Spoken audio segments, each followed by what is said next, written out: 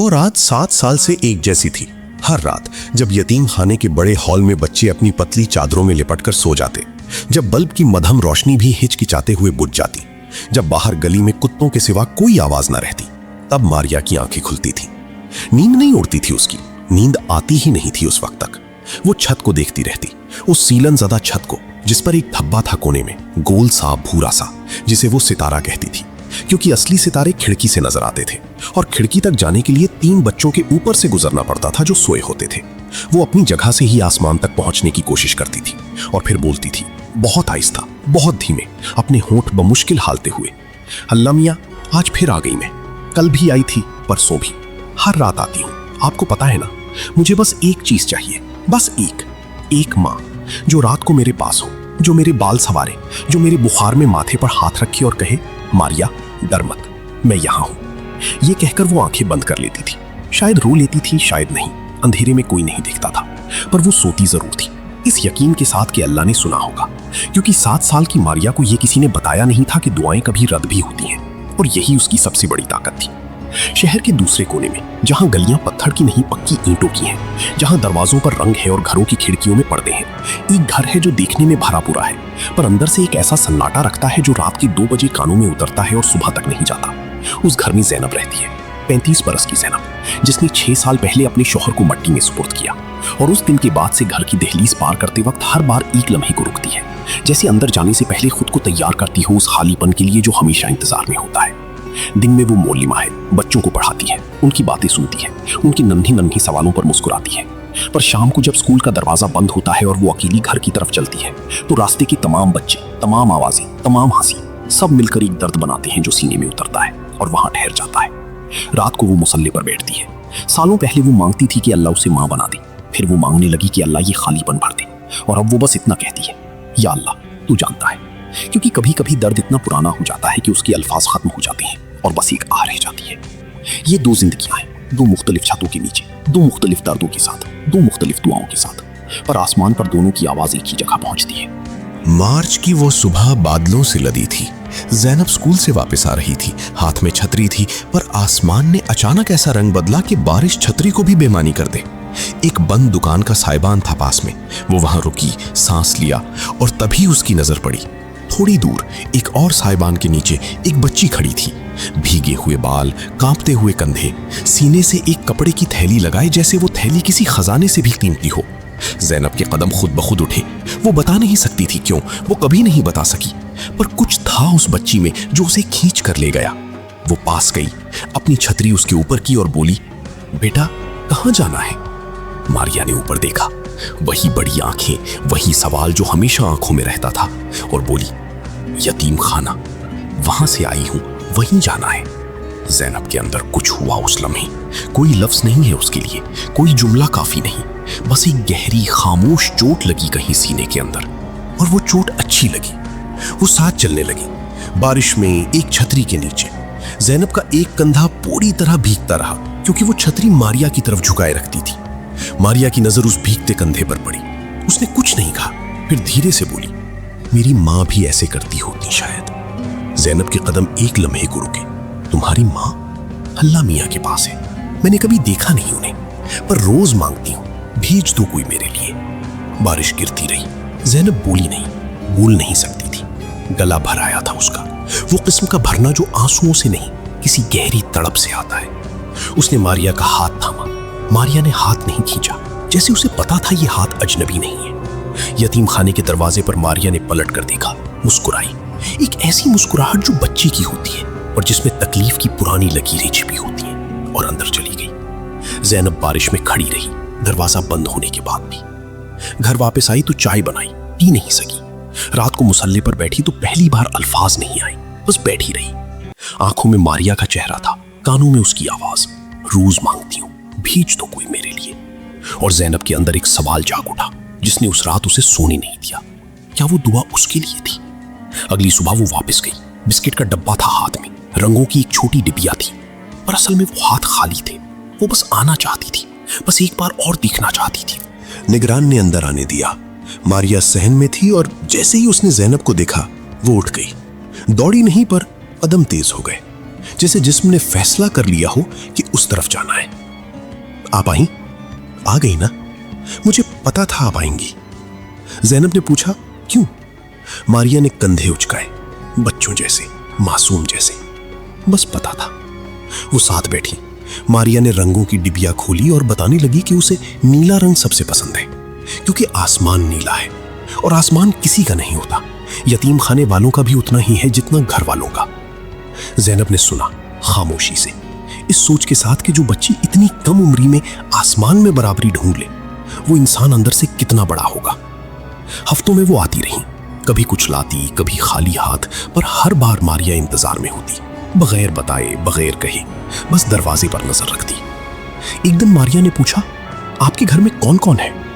मैं। बस?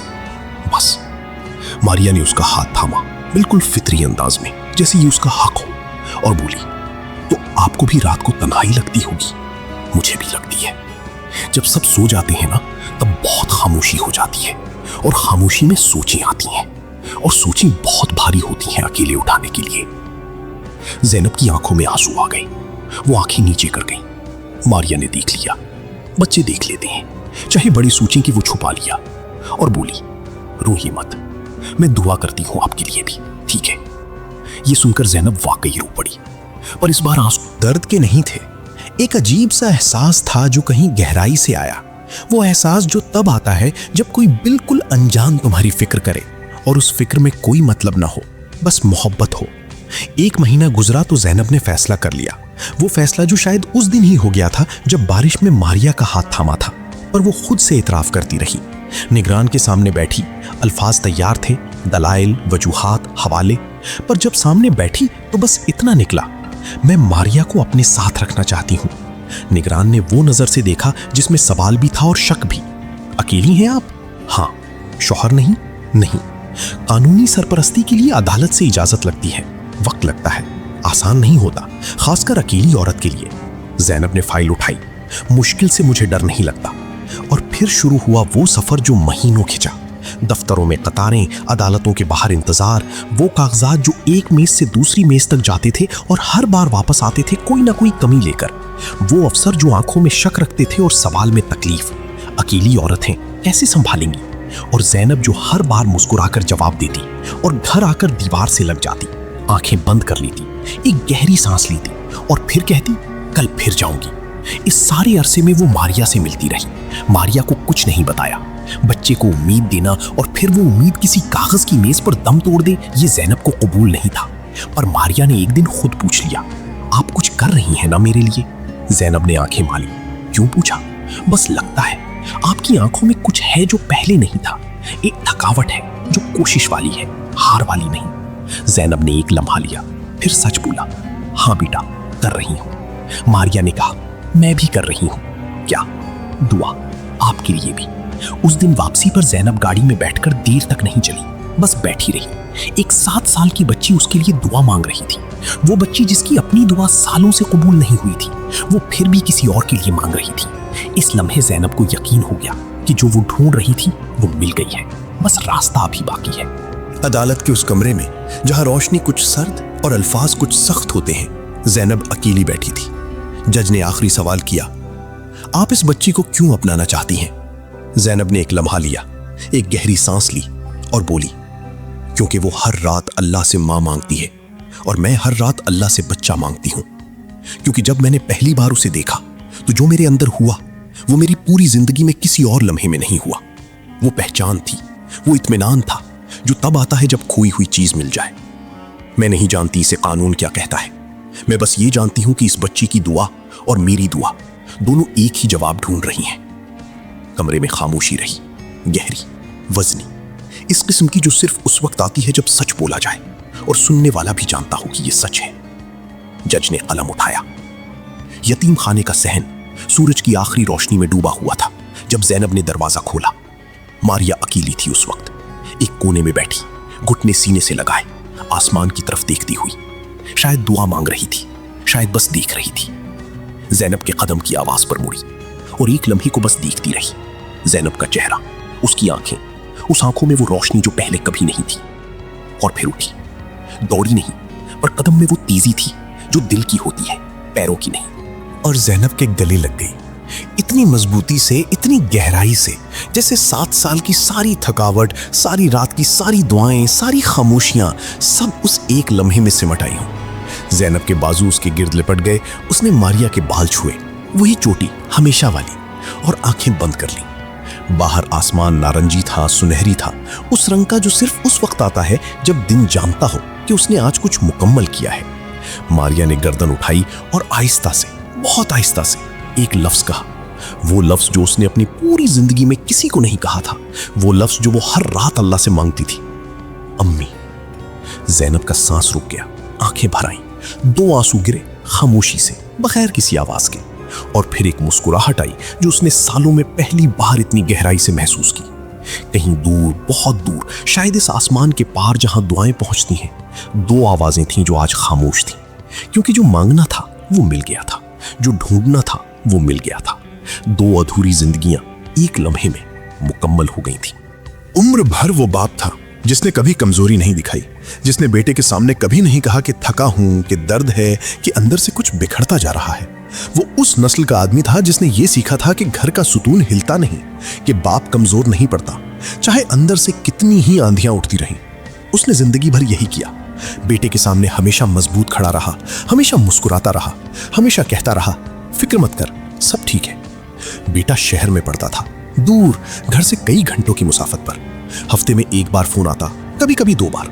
अब्बू कैसे हैं, यही पहला सवाल होता था हमेशा, और बाप उसी लहजे में, उसी गर्म आवाज में जवाब देता, बिल्कुल ठीक हूं, तू बता अपना हाल, खाना खाया, पढ़ाई कैसी चल रही है।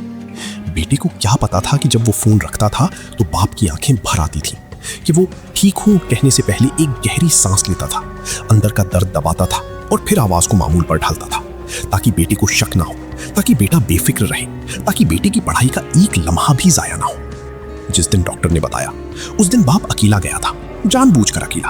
क्लिनिक की सर्द कुर्सी पर बैठा डॉक्टर के अल्फाज सुनता रहा, दिल कमजोर हो गया है, वक्त कम है, घर वालों को बता दें, जो कहना हो कह दें। बाप ने एक लम्हा खामोशी से गुजारा, फिर उठते हुए सिर्फ एक सवाल किया, मेरे बेटे का इम्तिहान 2 महीने बाद है, क्या मैं उसे अभी बताऊं? डॉक्टर के पास इस सवाल का जवाब नहीं था। बाप ने खामोशी को ही जवाब समझा और बाहर निकल गया।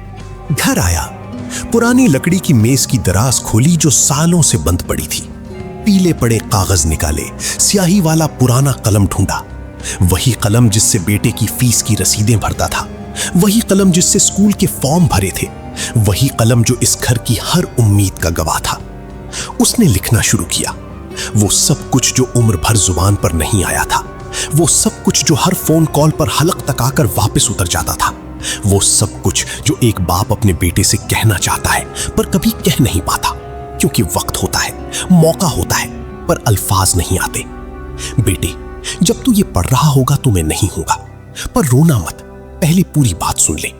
मैंने तुझे नहीं बताया क्योंकि तेरा इम्तिहान करीब था, और मैं जानता था कि अगर तुझे खबर हुई तो तू सब छोड़कर दौड़ा आता। और बेटे, मैं तेरी आंखों में वो तकलीफ नहीं देख सकता था। तेरी कामयाबी मेरे लिए मेरी अपनी जिंदगी से बढ़कर थी। ये कुर्बानी नहीं थी, ये मेरी सबसे गहरी ख्वाहिश थी, और वो ख्वाहिश मैंने अपने साथ नहीं ले जानी, वो तेरे पास रहेगी हमेशा के लिए। 2 महीने वो इसी तरह जीता रहा, फोन आता तो मुस्कुराता, आवाज में वही गर्माहट, वही बेफिक्री, वही सब ठीक है।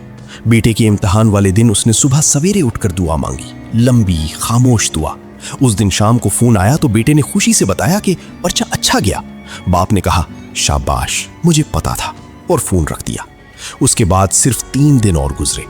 बेटे को जब घर बुला लिया गया तो किसी ने ज्यादा कुछ नहीं बताया, बस कहा कि अब्बू नहीं रहे।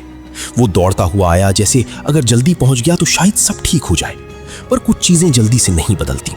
बाप के कमरे में गया, उसकी चारपाई के पास बैठ गया। तकिए के नीचे एक लिफाफा था, सादा सफेद, उस पर सिर्फ इतना लिखा था, मेरे बेटे के लिए। हाथ कांपते थे जब लिफाफा खोला, आंखें पहली सतर पर ही धुंधला गई। पढ़ता रहा एक एक लफ्ज, एक एक जुमला, और साथ साथ वो सब याद आता रहा जो अब नए मानी ले रहा था। आखिरी मुलाकात पर बाप ने गले लगाया था, मामूल से ज्यादा देर तक, मामूल से ज्यादा मजबूती से। उस वक्त बेटे ने सोचा था कि शायद अब्बू आज जज्बाती हैं। अब पता चला कि वो जानते थे, वो आखिरी बार लगा रहे थे, और उन्होंने चेहरे पर आने नहीं दिया ताकि बेटा सुकून से वापस जा सके। खत का आखिरी हिस्सा था, बेटे, मैंने तुझसे कभी ये नहीं कहा कि मैं तुझसे मोहब्बत करता हूं, क्योंकि मुझे लगता था तुझे पता है। शायद ये मेरी गलती थी, पर आज कह रहा हूं, बाप की मोहब्बत वो होती है जो आवाज में नहीं, खामोशी में होती है, जो मांगती नहीं, बस देती रहती है, जो सामने नहीं आती पर हर कदम पर साथ होती है। मैं था, हूं और रहूंगा, बस अब जरा दूर से। बेटे ने खत सीने से लगा लिया। कमरे में सन्नाटा था, बाहर आसमान खामोश था, और उस खामोशी के पार कहीं एक बाप था जो शायद मुतमईन था, क्योंकि जो कहना था कह दिया था, देर से सही पर कह दिया था।